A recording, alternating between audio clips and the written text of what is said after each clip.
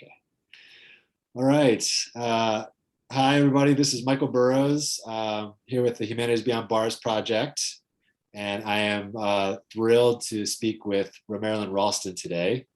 Romarilyn, thanks so much for spending some time with us. Really appreciate it. My pleasure.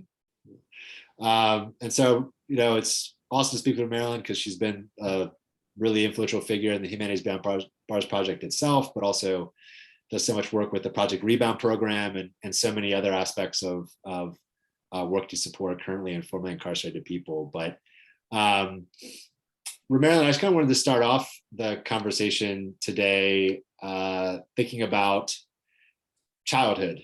And I know you're also working on a memoir now. So hopefully this will be relevant to what you're thinking and writing about, and maybe we could talk about the memoir project a little bit too. But just to begin, where did you grow up? I grew up, Michael, in St. Louis, Missouri. Okay. And it's a place where it's kind of divided racially. There's a north side, a south side, a suburban area, there's west, and then there's an East St. Louis, Illinois that oftentimes gets confused with St. Louis, Missouri. But I grew up in St. Louis, Missouri. Okay, St. Louis, Missouri. And what was your childhood like? I mean, obviously there's a lot that happens in childhood, but when you think back to your childhood, are there specific descriptors or memories that jump out to you? Yeah, there's quite a few actually. Early in my childhood, probably ages 3, 4, 5, 6, I remember spending lots of time with my grandmothers, my paternal and maternal grandmothers, just really growing up in a loving community, a loving family, spending lots of time, just developing as a small kid. And then once I started school in the suburbs in University City, Missouri, right outside of the St. Louis city limits. And that was interesting because it was 1970, 71, and there was still a lot of integration happening in the county of St. Louis. Mm-hmm. So I was among, a small handful of African-American students or Black students in the elementary school called Delmar Harbor, which is closed now.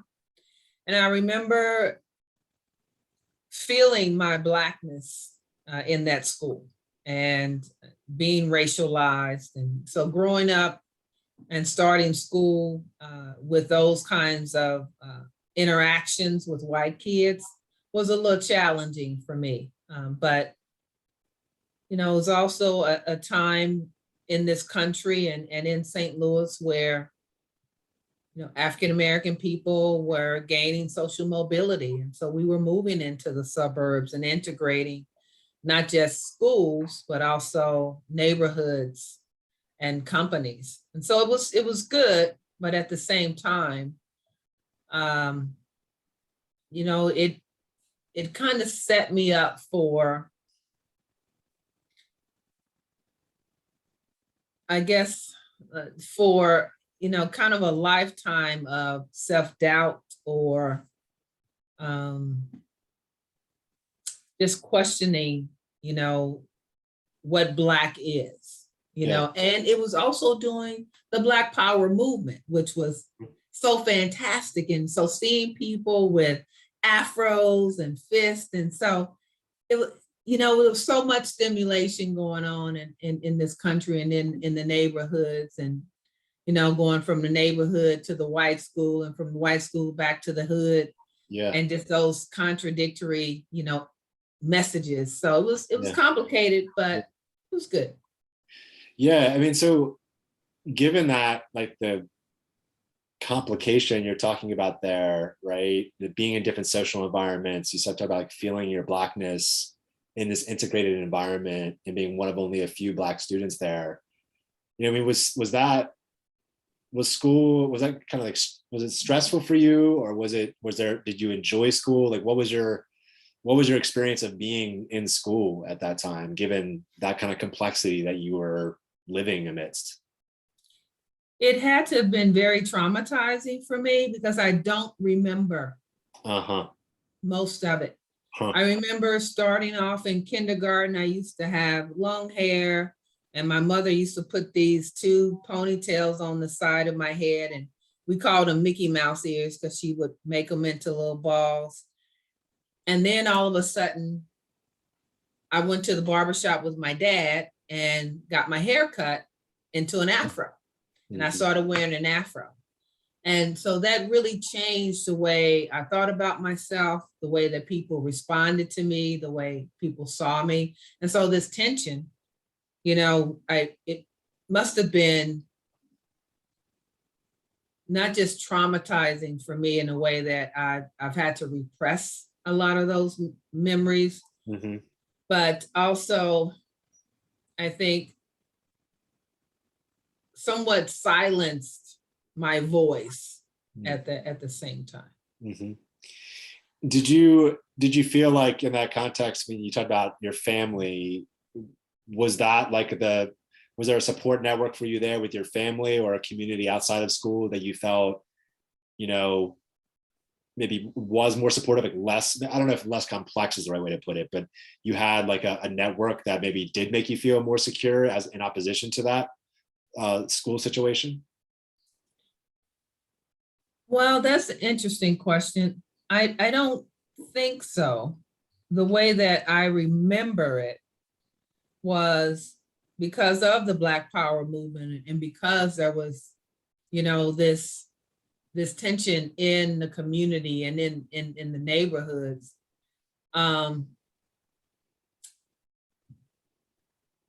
There was just that energy, that pride, that resistance, and so it was that. It wasn't that I came home and cried, oh, the little white kids did this, or I felt this way, I don't want to go back to school. That didn't happen. I just kept, taking on the messages from the movement about Black pride and Black power. And so I kind of integrated that into my view of myself and my view of Black people, which also in turn, kind of skewed my view of white people. And so now I had this chip on my shoulder and this attitude with not just the white kids in the school, but also the white teachers. And that then really, I think, had an influence on how I moved forward in that school, because I started to get into trouble. And so, do you think, you talk about maybe starting to get in trouble in school, or are there aspects of your childhood and those early experiences that you think in some ways, contributed to your path towards incarceration in some way? Do you think about it that way, or do you see it as separate from that experience in your life? Yeah, I think it's separate, but I definitely think that looking back, as I think about the time where I was being disciplined in school and being sent to the principal's office and being isolated and separated from my cohort, my class, that mechanism, could have derailed, the rest of my education. But, I got out of that school and went into a city school where there were more people that looked like me.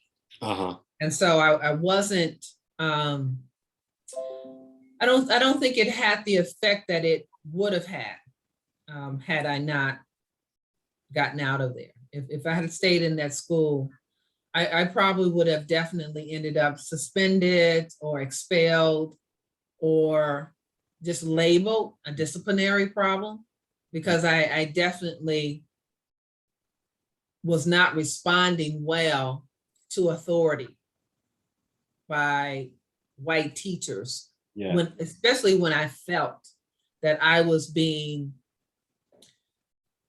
treated unfairly or Right. discriminated against in any way. Right. I mean, when you talk about obviously the experience of being treated unfairly and discriminated against, and obviously that can be traumatic, problematic, frustrating, all of these things, but as you're describing it, do you think you had like a consciousness of what that was about at the time? Like I guess what I'm trying to get at is, was it a feeling of like being upset about the situation and how you were being treated? Or do you feel like you had that kind of critical consciousness even at that time about like, this is racist, this is oppressive, like you had like an understanding of what was going on? Or do you feel like you were more just, something's wrong here and I'm not thinking this is not a good situation? Like, how did you kind of understand that at the time, do you think? I think a little bit of both.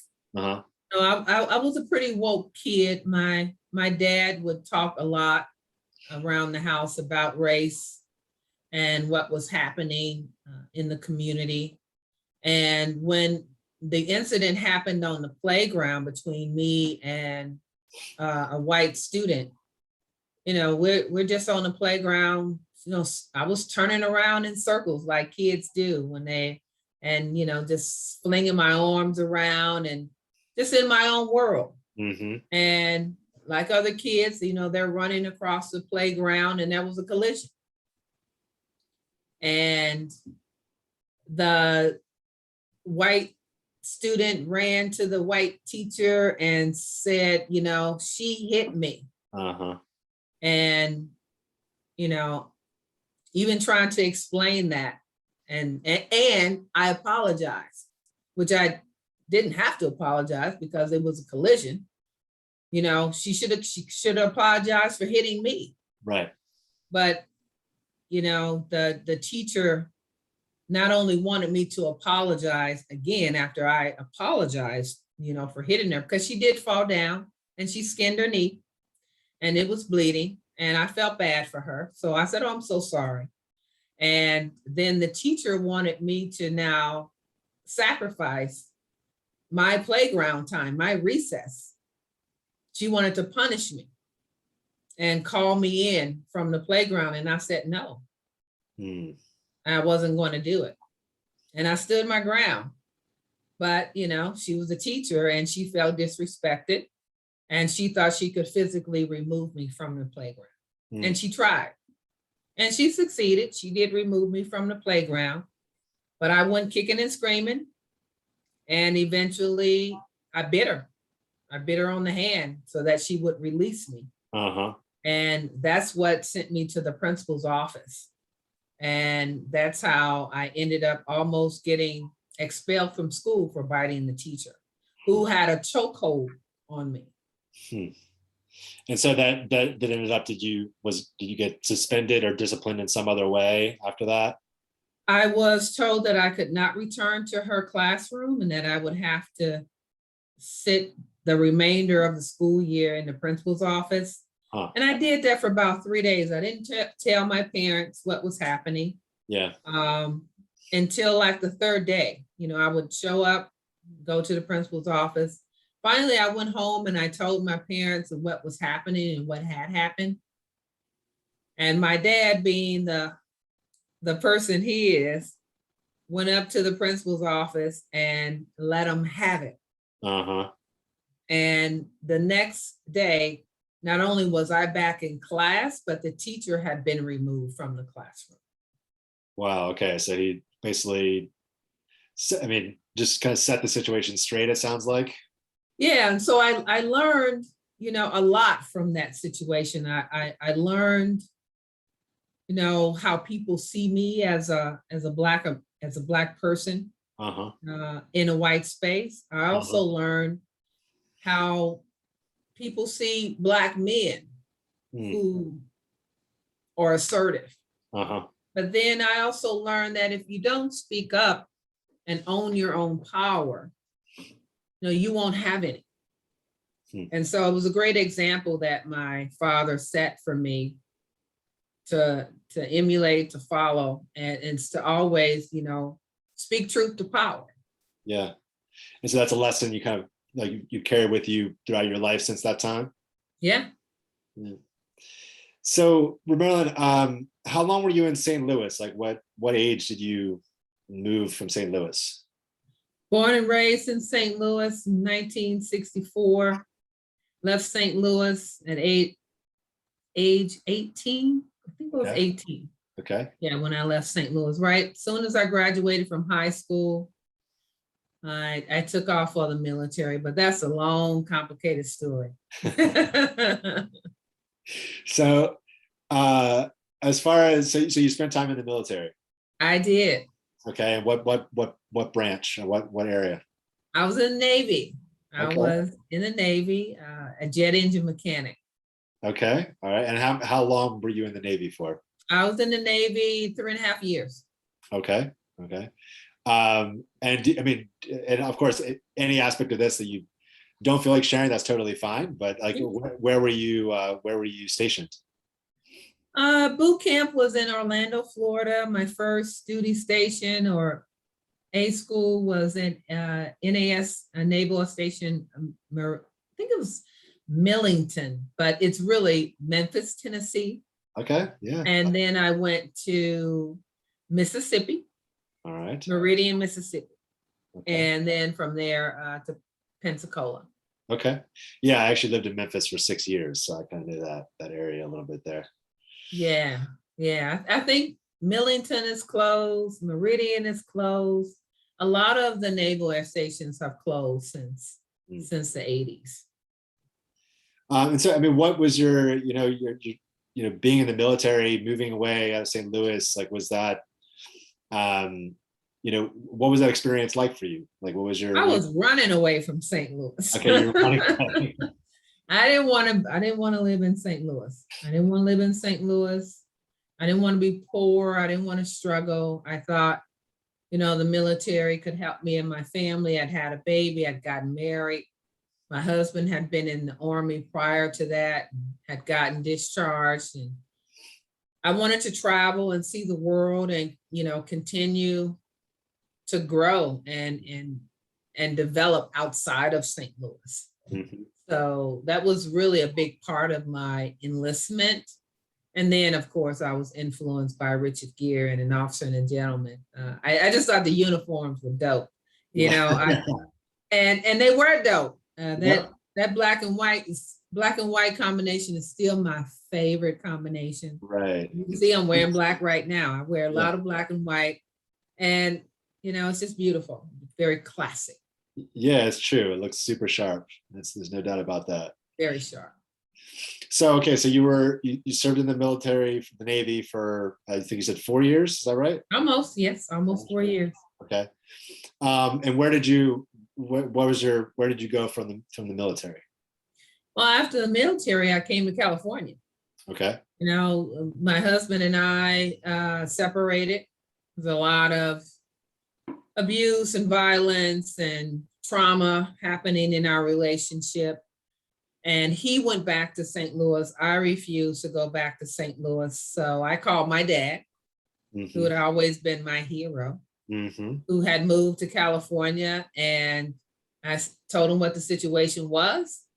And he said, come west and rebuild your life. And that was my dream, to do it in California. And by then, I had 2 small children and not very much else, 22 years old, still growing, still learning. Yeah, sure. Yeah. So, we're in this timeline. What was your first experience, Romarilyn, with incarceration in this timeline? When did that occur in your life? My personal incarceration or seeing incarceration? Well, actually, you know what? I'm glad you raised that. Actually, both. Actually, I'm kind of curious about when your awareness of incarceration kind of came about, what you think about that, like just kind of generally speaking, and then also your own experience with incarceration. Yeah. Well, when I was young, my grandmother and my grandfather took me to a prison in Marion, Illinois, to visit their son, my uncle. And so that was the first time I had any type of experience with the criminal legal punishment system. I didn't know anything about prisons or jails or what that was like. But we went, on this trip. It took forever to get there. That's all I really remember about it. I was very young, is that it just took forever to get there. And when we got there, I remember the bars and the razor wire and the guard towers and just the darkness of it and the clinging and clanging of heavy metal hitting against locks and locking. And I don't even remember my uncle, but I remember the sounds of prison.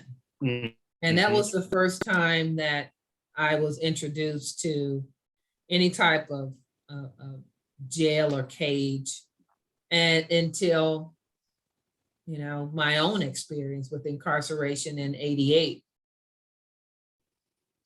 So yeah, it's interesting. So as a child, it seems like it's a very like the sensory element of it is what really strikes you, the sounds, the sights, that experience. And so with you, so '88 was when you were incarcerated, and where were you incarcerated? I was incarcerated in Northern California in Solano County. Okay. And how long were you incarcerated for? I was originally sentenced to 27 to life on a felony murder charge that was overturned by the appellate court. And I was granted a new trial, and I had that new trial, and then I was sentenced to 17 to life. Okay. And so with that experience, I mean, obviously there's a lot we could talk about there, but let's start here, I guess, with your experience with incarceration, what were your early days of incarceration like? Can you remember those? Like when you were first entering there, like what that was like for you, like what that experience or the things you were thinking or feeling?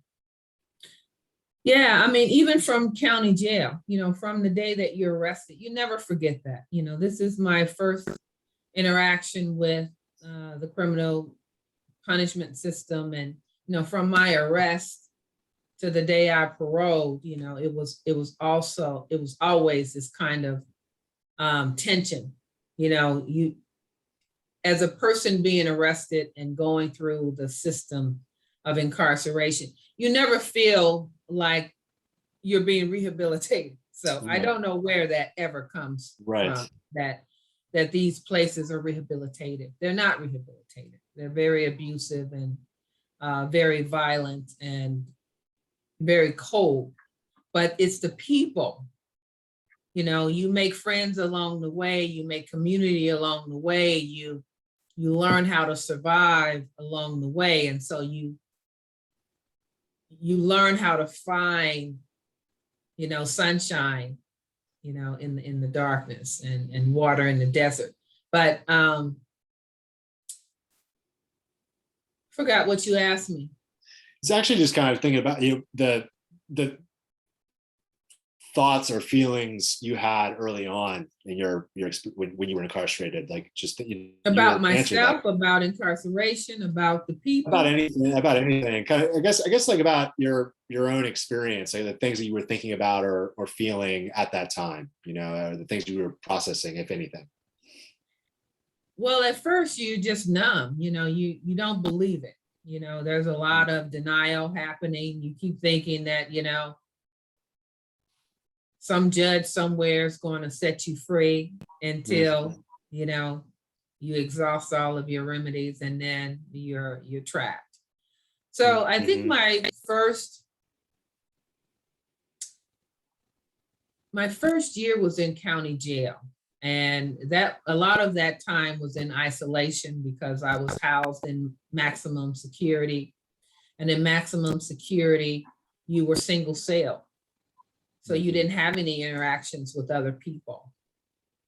When you were let out to the yard to exercise, you were by yourself. So it was a lot like solitary confinement. And, you have a lot of time to think and try to assess your life and what's happening. But at the same time, because you're put in these conditions, it's hard for you to process because you have no one to process it with.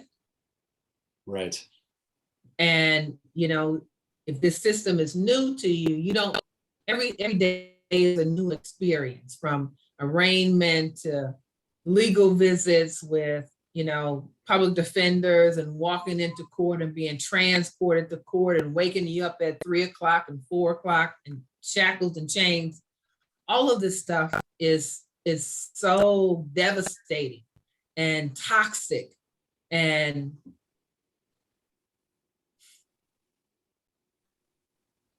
in order to deal with all of that, you really have to become numb. Mm-hmm. And I think that starts this whole process of detaching and dissociation from your own feelings. So, you know, you by the time you get to court and get to the stand to even defend yourself, there's very little of yourself left. Right.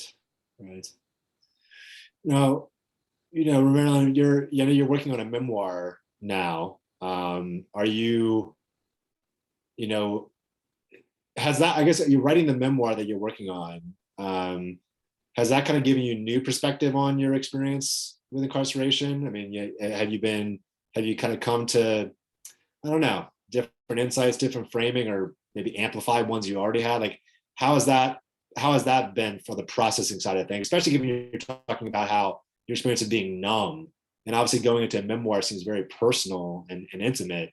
So how has that experience been for you in dealing with this part of your life? Yeah, it's been tough because for so many years I spent inside of a prison. I spent 23 years incarcerated. And approaching this memoir project, you know, I didn't want to talk about incarceration. Mm-hmm. I didn't want to talk about the prison system and talk about the guards, you know, and all of the trauma that happens in that space. I really wanted to talk about how I survived it and how other women survive it.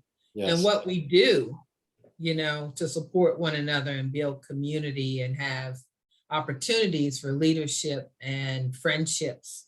Yeah. And so that's where I'm going in this memoir, because I think that's the real story, the human story. Yeah. Because we're talking about humanity behind bars. Yes. And we're talking about humanities beyond bars. Right. You know, how do we regain and maintain our humanity in those kinds of conditions is what I want to write about. Yeah.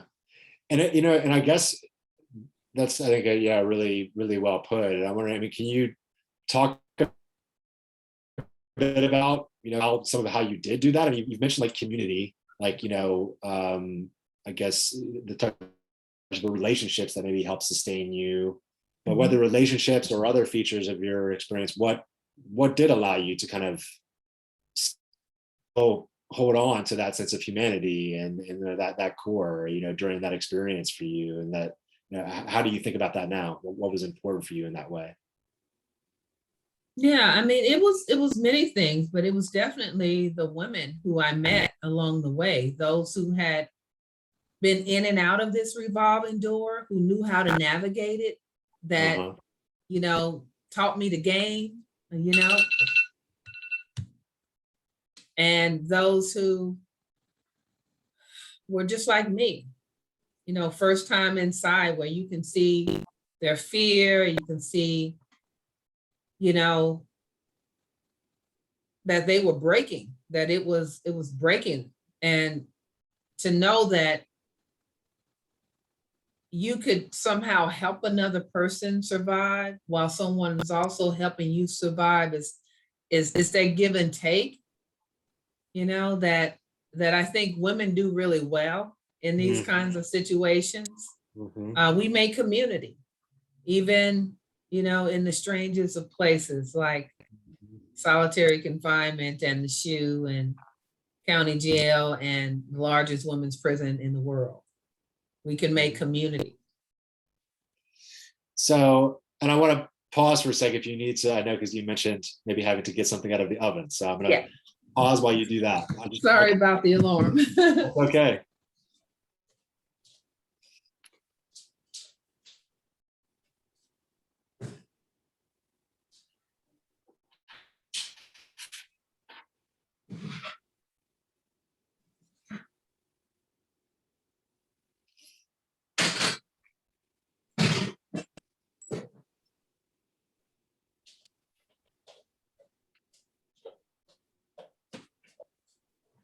All right. It's nice All and right. brown. There you go. Nice. So I wanted to follow up. You talked about building community and like I can't remember the exact phrase you used, but like unlikeliest or strangest of places, like even like solitary, right, or the shoe. So what does building community look like when you're in solitary confinement? Like what does that look like? Sometimes it just looks like tapping on the wall, knowing that someone's on the other side of it. Huh. Passing a kite, exchanging a piece of food, Uh-huh. making eye contact with someone on your way to the shower or the yard. And sometimes it's even hearing somebody screams at night because you want to scream too. And so you can somehow, that person is not just screaming for themselves, they're screaming for everyone in that situation. So during this time in your life, did you have access to education, like either formally or informally? Were you having any types of experiences in that way? Now, when I got to the California Institution for Women and got to the yard, programming there was abundant programming at CIW. Okay. College courses from University of Laverne, from Antioch. There's a number of community colleges. There's correspondence courses. There was all kinds of education programs at the prison, vocational training programs, industries, art classes. So much that you could participate in. And I did. I kind of, just submerged myself into everything that I could find that interest me in life. I was sentenced with a life sentence. I was taught early on by some of my mentors that you do the time, don't let the time do you. And since I was sentenced to life, I was going to live my best life in that place. And so I took advantage of arts and corrections courses. If there was a keyboard class, a guitar class, a ceramics class, I took it. A painting class, I took it. And I took college courses through community college. And this was all prior to 94. So, there were opportunities, there were programs, there were activities. There was all kinds of things happening. Even Arnold Schwarzenegger was bringing in his teams from Gold's Gym and doing bodybuilding, training and wow. Bringing in supplements, and folks were into not just building the body and the mind, but also the spirit, lots of ministry programs. There were lots of things that we could do inside to kind of focus on, so that you're not really focused on where you are, but also thinking about what you want to do with the time that you have. Yeah. And then the 94 crime bill hit. Right. Yeah.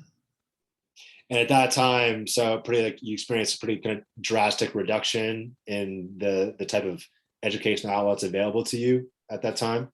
Oh, absolutely. That's what the crime bill did, was eliminated access to Pell Grants for incarcerated students.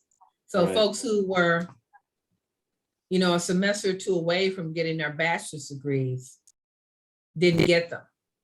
Or those of us who were just starting in community college, we were just left with a handful of credits. So in order to continue to be a part of higher ed in that space between 94 and 2005, when Chaffey College actually came back in and started a program.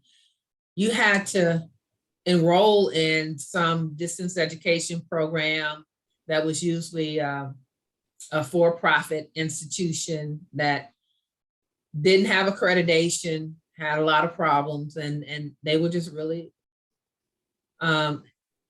taking advantage of incarcerated people. Mm-hmm. And then Chaffey College started a program in 2005 for CIW, and that was really a game changer. So, in game changer in kind of in what way? Can you say more about that? Yeah, it was an opportunity for those who wanted to start a college program to start. Mm-hmm. And then those of us who had started, long ago and had a number of credits, we were hired as tutors for the program. Mm-hmm. And so it was nice to have that connection to a college, to be able to be a tutor and helping other folks get their education. And so, did you work as a tutor, Romarilyn? I did. I worked as a tutor for a year for Chaffey College. Okay. And like what subject were you tutoring in? Social work. Social work. And PE. And there was one class, like an intro to college. Okay. So those were my 3 classes. So, you've obviously do so much work now with Project Rebound and education and public policy, advocacy, mentorship, so many different elements of supporting formerly and currently incarcerated persons. Was your experience with education while you were incarcerated, do you think that was an impetus for you doing the work you do now? Did that, or do you see those as connected in any way, or do you see those as just kind of separate aspects of your life? I think they're connected, but it definitely wasn't the impetus. I wanted to go into ministry. Most of my time in prison, I spent in the choir and as the chaplain's clerk and teaching Bible studies and working for the priest and sweating in the sweat lodge and studying with the rabbi. I mean, fasting, doing Ramadan. Every faith group in that prison I studied with. I wanted to be an interfaith chaplain. I wanted to be a minister. Okay. But I was also an organizer in the prison and a leader. So I was, doing all of that at the same time, chairperson of a number of organizations inside that I had created.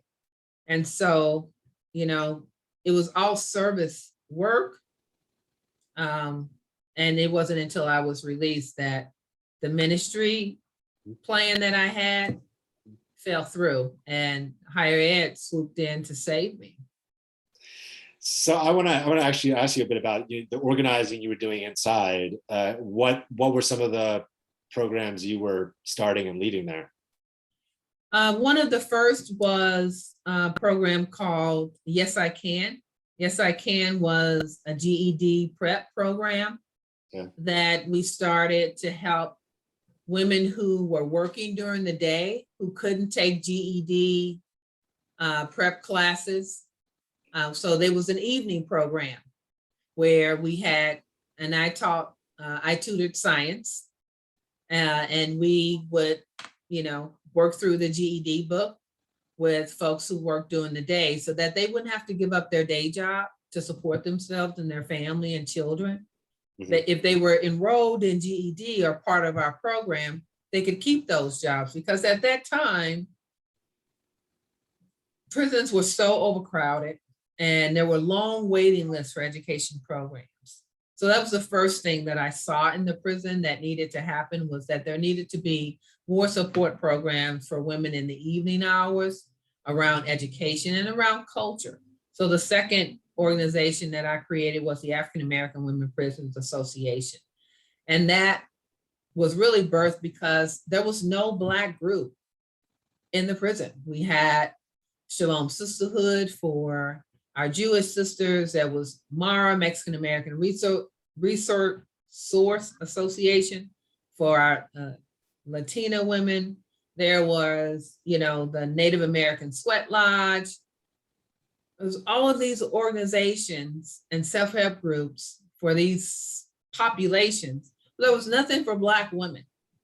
And so I created the African American Women Prisoners Association so that there would be a space for us to talk about not just our Blackness, but Black health, what's happening in the Black community. Started a relapse prevention program.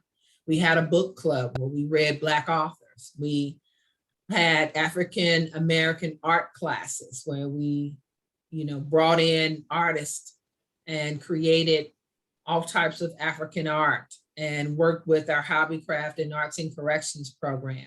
We had Black women's health care. We had folks come in to talk about the different types of healing practices and health that Black women experience in Black women's bodies. So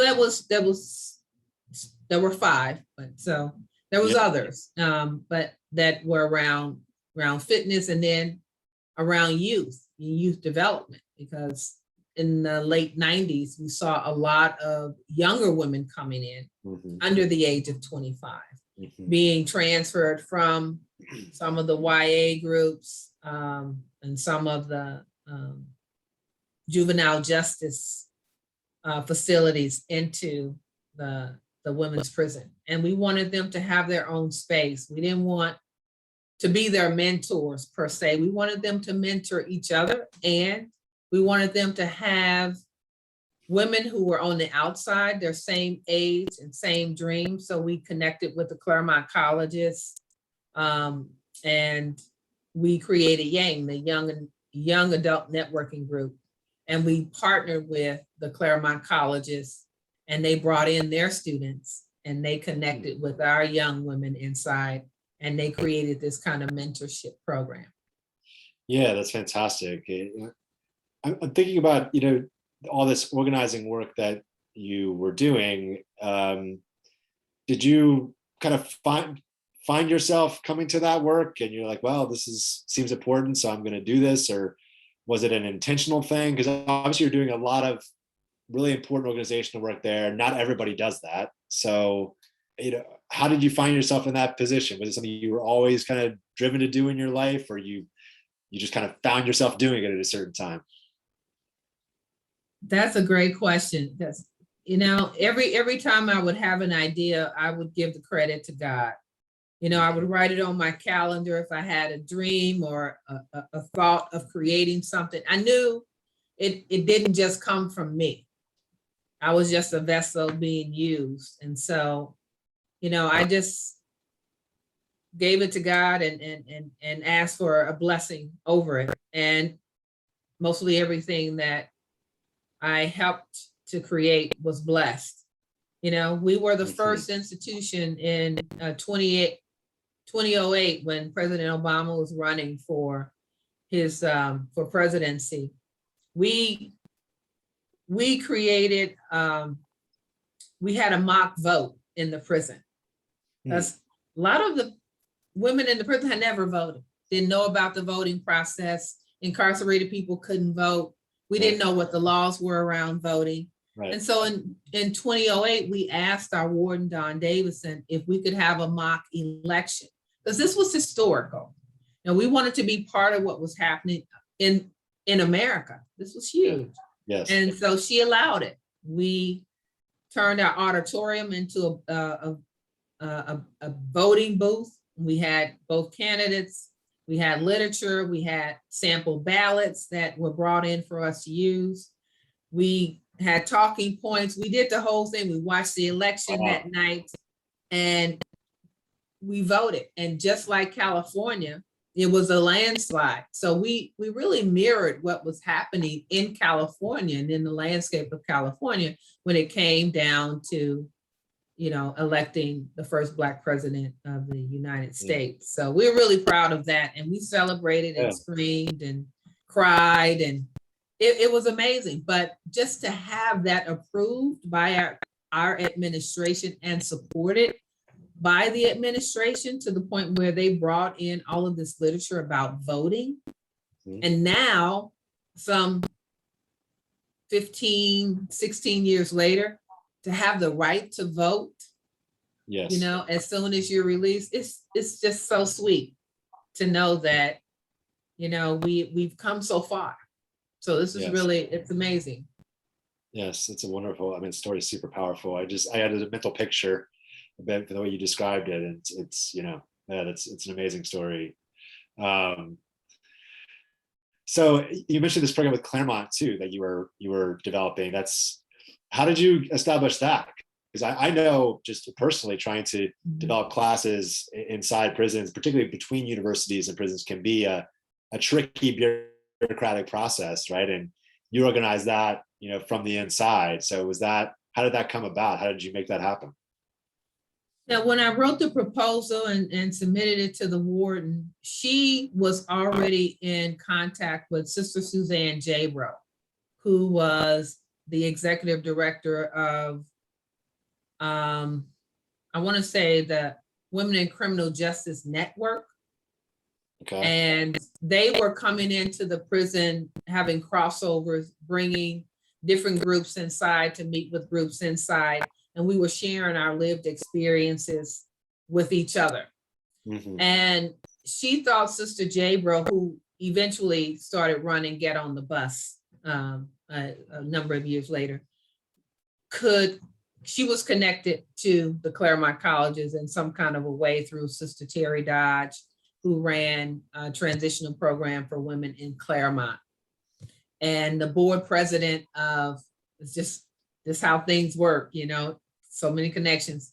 The board president of Crossroads in Claremont was professor at Scripps College, Susan Castanedo.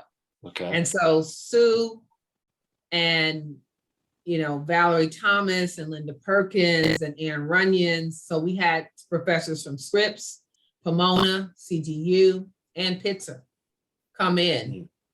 And we did a crossover with our young adult networking group and these Claremont professors and students. And we talked about what we wanted to do. And from there on, after that crossover, Yang became this space for them to come in once a month, and we started a writing workshop. Although Yang no longer exists, the writing workshop still lives on to this day. Oh, fantastic. Nice. You still have that legacy there. That's great. So Romarilyn, you know, transitioning out, you talked about kind of higher education, you know, post-incarceration kind of swooped you up, right? It was an experience that was a major next phase for you. And what was your access to education after incarceration? Like where did that entry point happen in your life? Well, you know, because I met so many amazing Claremont College professors. Yeah. I paroled to Claremont, to Sister Terry Dodge's place, Crossroads. And one of the first things I did was pull out my little black address book from all of those, you know, fabulous folks that I had met inside. And I called them. And I told them I was out, I was home. You know, if there's anything that I can do for them now that I'm out, you know, please let me know. I'd love to speak in their classroom. I'd love to come by for a visit. And unlike all of the ministry teams that I thought would be there for me on the outside, it was those professors that showed up and invited me to their classrooms to speak and encouraged me to apply to Pitzer and, you know, embraced my intellectual capacity in a way that encouraged me to apply to a small liberal arts private school here on the West Coast as a 47-year-old Black woman who has just been released after 23 years of incarceration. And they had a program for people just like me called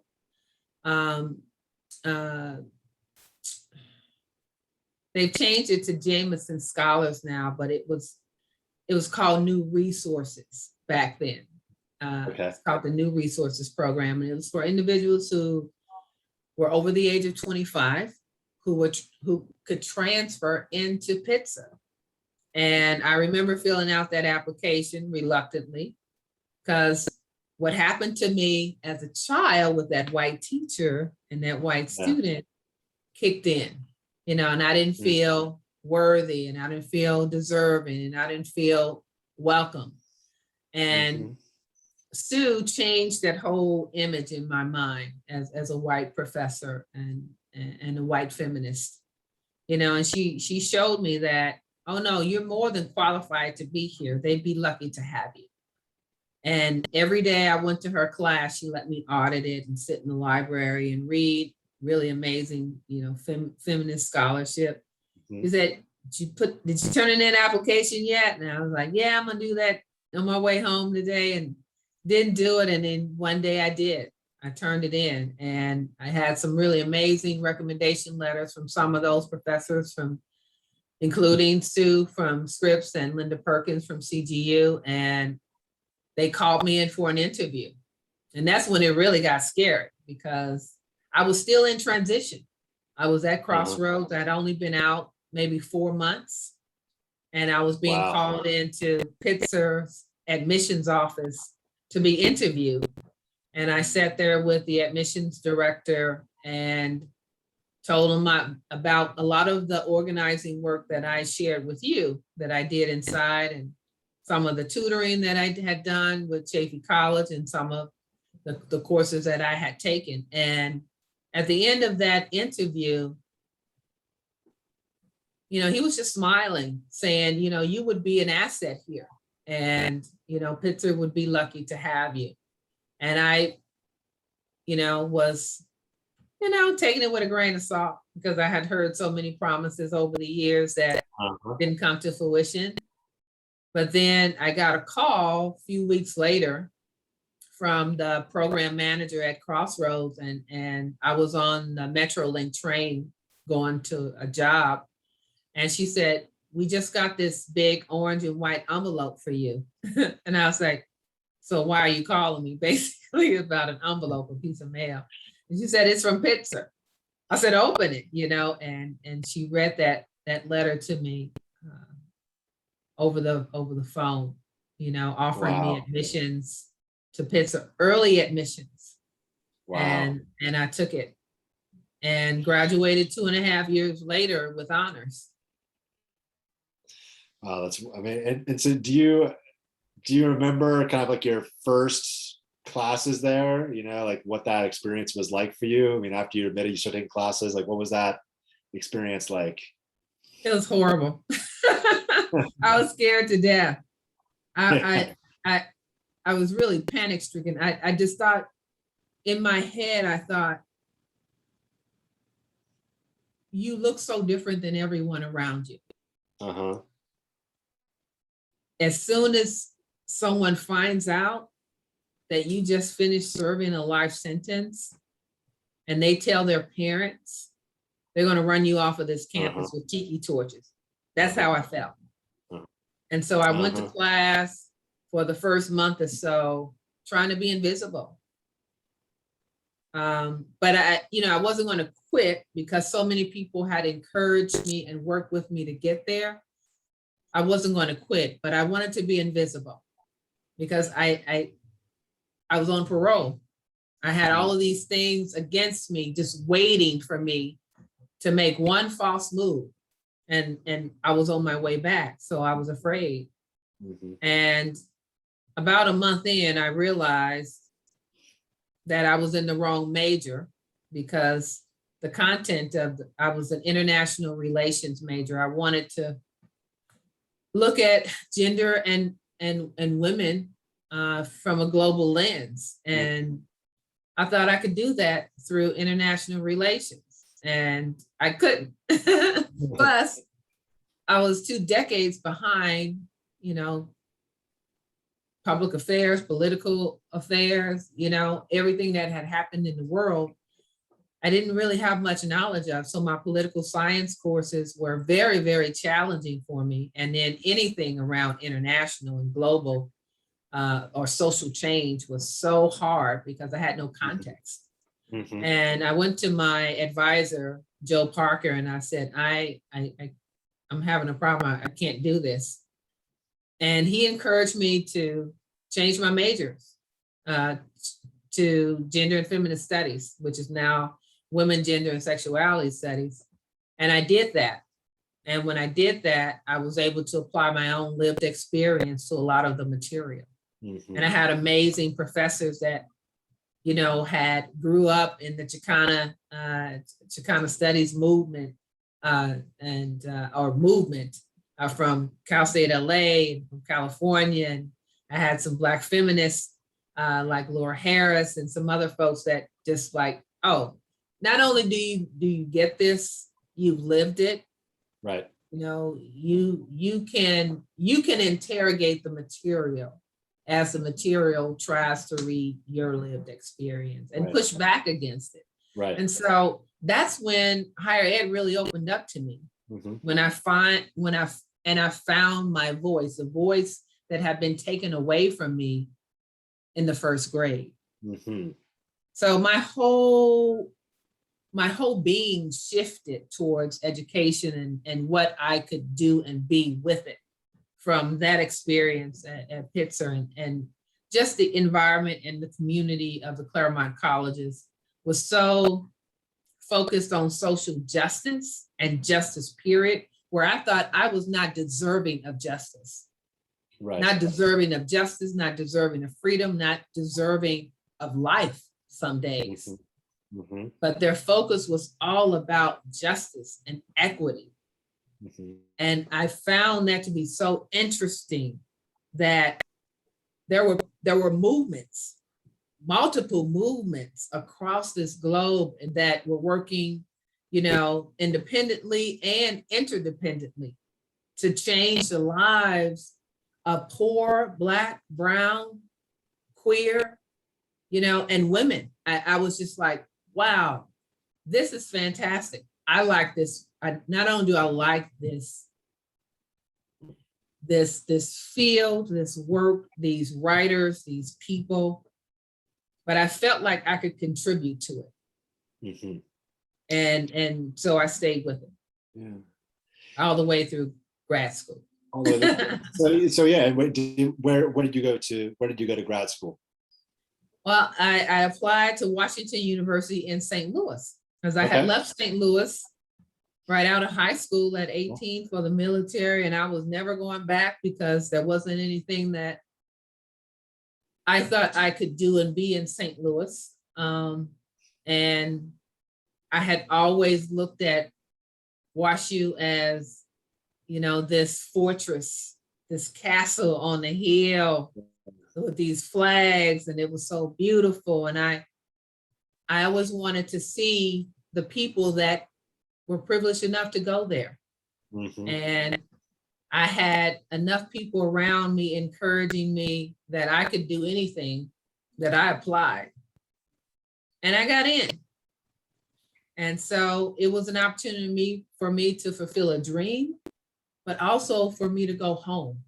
Mm-hmm. and bury some of those demons that have been haunting me about my home, about my family, about myself. And so I did that. I went home and I went to grad school. And while there, you know, I got involved in the Ferguson movement around Michael Brown's death, and got into, you know, organizing work there on the ground.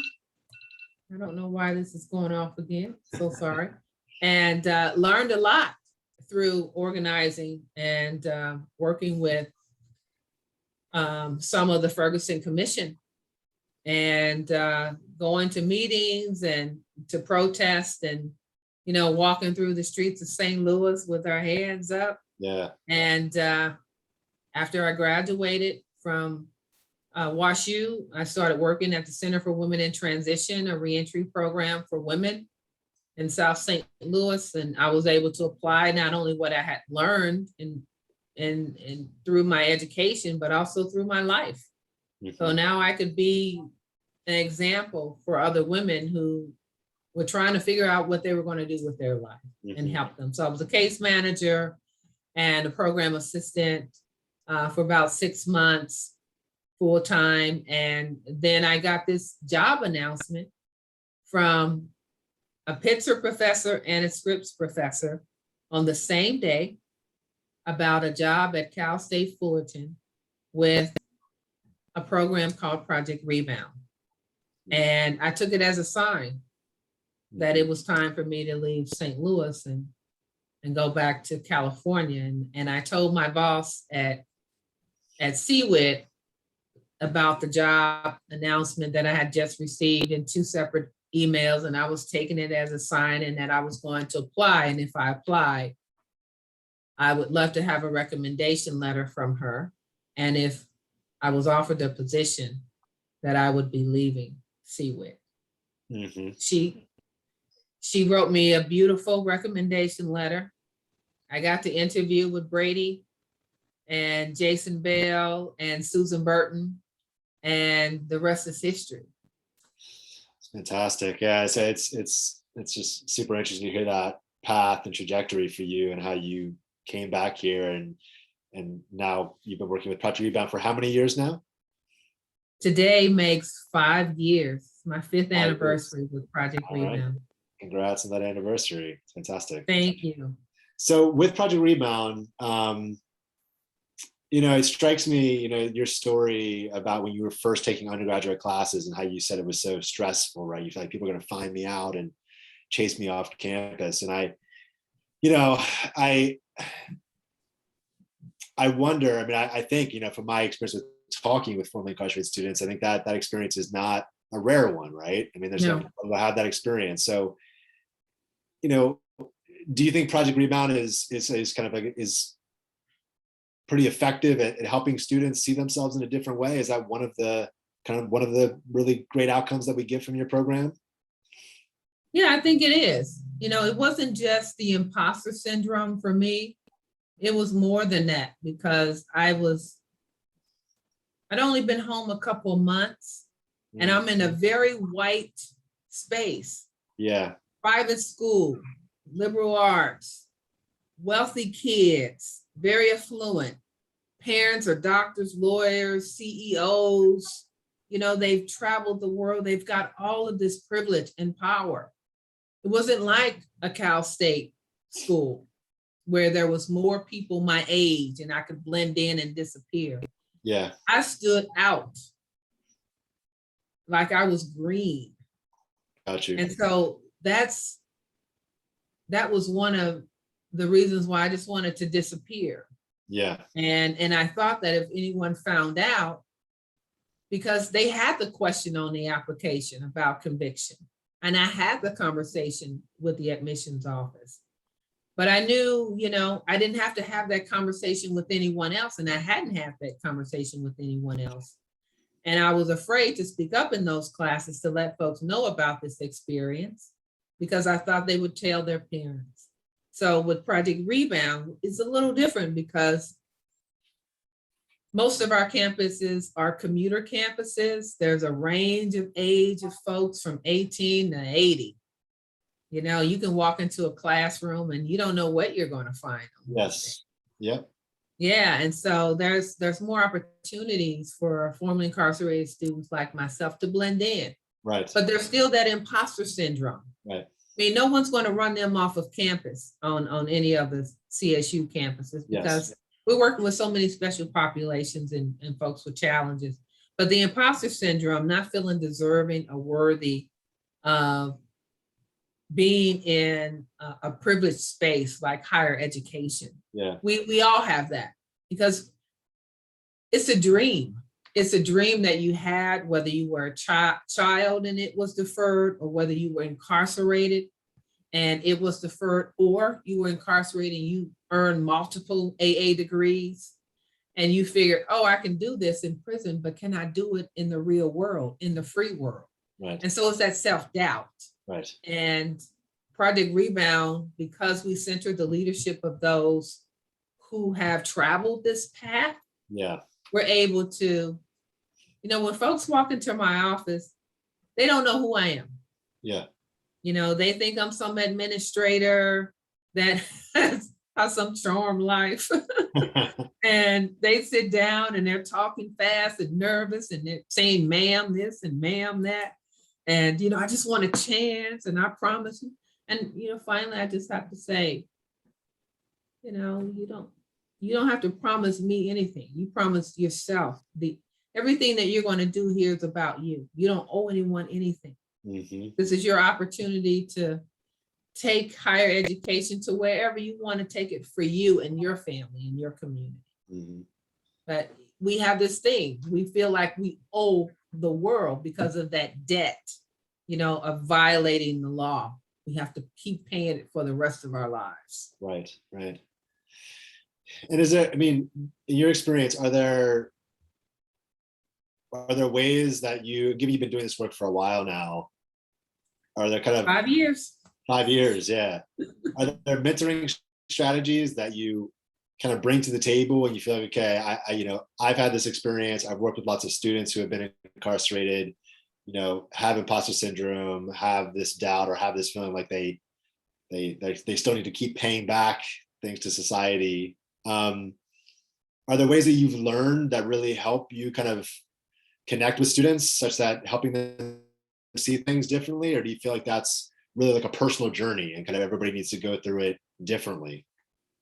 Yeah, it's a little bit of both. So we created peer navigators that can help mentor a new cohort coming in. So if you've been part of our program for a cohort or two, then we connect them with an incoming student so that they can see that they have the support of someone who is still doing what they're getting ready to do. And then we also have a partnership with the Osher Lifelong Learning Institute, OLLI. So they have retired professionals at their whim, at their disposal to connect with, to discuss different challenges. Then again, we center the leadership of those who have, I guess, transformed on this journey. And they have not just me to talk with, but other staff who have graduated from Project Rebound and Cal State Fullerton that they can meet with and talk things through with. And then, our executive director, Brady Heiner, he can, connect them with a number of faculty on staff that can offer them support. Because, Dr. Heiner he's the founder of our program. And, there's a lot of faculty and staff that are allies of Project Rebound. And so we can connect them to those folks as well to get support. So we have a large family, an extended family, outside of our Rebound community. If there was a direction that you'd like to see Project Rebound take, say, like over the next 3 to 5 years, or directions, are there things you have in mind, like areas you'd like to see the program develop, maybe doing more of what it's already doing, or doing some things it's not currently doing? Yeah, now that we have 14 campus programs across the CSU and some amazing program directors and coordinators and outreach coordinators and enrollment specialists and housing coordinators, there's so much going on. And every campus is a little bit different. And the leadership on those campuses, are a little bit different. So, I don't know what all is happening on all of the campuses across the state. When we do get together on a monthly basis to sometimes talk about what's happening on our campuses that are unique to our campuses, I think we're doing and imagining and reimagining this work all the time. Yeah. Just like when we started 5 years ago, we started with one student. And it was like, how are we going to help this one student? And we've evolved over the years from, creating a housing initiative. We're the only Rebound program with a housing initiative. And that came out of a need. Folks writing to us asking for housing support. And then, meal support. We know that food insecurity is huge for students and just for people in general. So we evolved, I think, from the needs of our students. Some of them are very interested in policy and advocacy work. Many are interested in grad school and fellowships. We've had students go on to PhD programs in the last few years in applied mathematics and criminology and everything else that you can think of, business majors. So, I don't think there's any area that we haven't, in even law, the area of law, we have students in law school.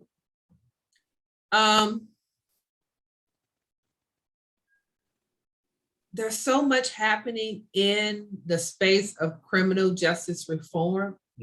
And so many of us are in different coalitions and working with different social justice groups across the state. And we're incorporating a lot of our work outside of Rebound with our work in Rebound, because Rebound is part of the CSU, is part of the bureaucracy of a higher education institution. It's the largest public, university system in the country. So there's a fine line. So if I could change anything, it would be, to shift, I think, some of the practices at a higher level, like from the chancellor's level down, and how they look at some of these special population groups, and especially folks like us, formerly incarcerated folks, the Guardian Scholars Program, even, the veterans, folks like that. You're dealing with folks who have such a unique experience. Right. Not everyone has these experiences. Right. And for some of us, these experiences are so traumatizing and derailing. For us to be able to pick ourselves up and put ourselves back together and engage in higher ed, it's really a miracle. Yes. It's really a miracle. So I think there should just be more support, more support for non-traditional students, more support for folks who face thousands of barriers in their life because of stigma and stereotypes. I want to see a lot of that removed. That's what I want to see. I want our students to be able to come to our campuses and not just feel like they belong, but feel welcome. And it takes a while for them to get there, and it shouldn't, because there's not a campaign saying come to the CSU. Right. Right. There's not that. They're still marketing and targeting a certain kind of body and a certain kind of age. Right. And I mean, I guess Project Rebound probably is one of the most effective ways, right, to really, as I understand it, to help non-traditional populations, particularly formerly incarcerated populations, transition to CSU campuses. And it's been, for me from the outside, just awesome to see how effective that work can be. So I think you capture it really well in your comments too. Thank you. So Romarilyn, I want to, kind of move towards closing here and just ask you, is there anything I haven't asked about or we haven't talked about that you'd like to share? No, I don't just volunteer information. They taught me that in the military, never volunteer information. Understood.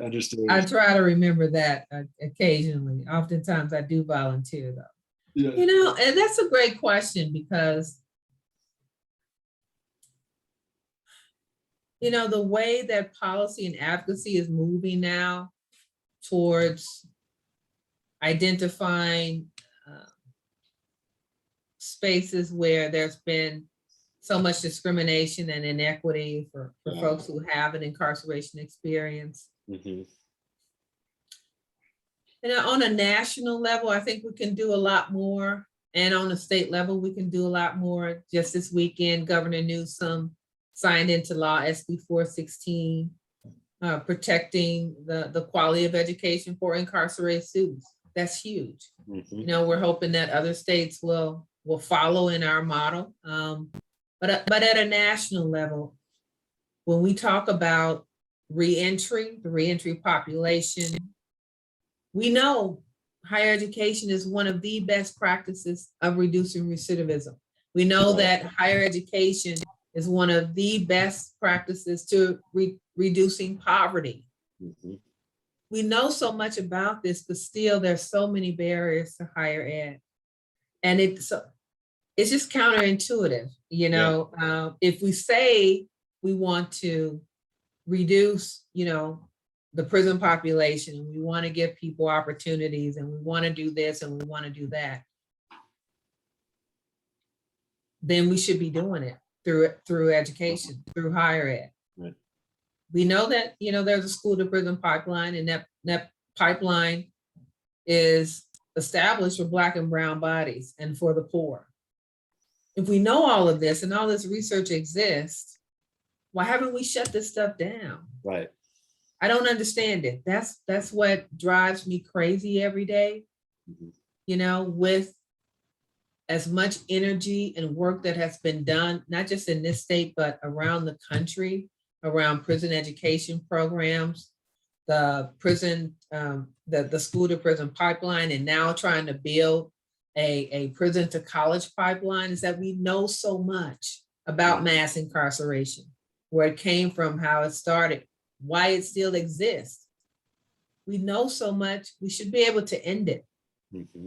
But yet every year, the state of California's correctional budget keeps going up. Right. And our school budgets keep going down. Right. Right. I don't get it. Yeah, I don't get it either. I don't get it either. But we do, because it's by design. Yes. It's about labor. It's about, you know, extortion. You know, it's about profit over people. Do you feel, I mean, is that something when you, as you put it, kind of like profit over people, the kind of the financial interests that go into the prison industrial complex, is that something that kind of further motivates the work that you're doing? Do you find that sometimes overwhelming and defeating, or you kind of, is that something that's a part of what's driving you in the work you're doing? Because Project Rebound is, you know, as one of the most effective programs I'm aware of in terms of using higher education to work against recidivism and to support formerly incarcerated students. So I imagine also something can be a little bit daunting though, right? Given the scale of incarceration in California in which you're working. Yeah, I mean, it definitely drives a lot of my work, but it's also heartbreaking. You know, it's just cruel. It's cruel. It's like slavery. You know, knowing that the brutality of slavery was so cruel, and yet people did it anyway. And lynching, the cruelty of lynching, and people did it anyway.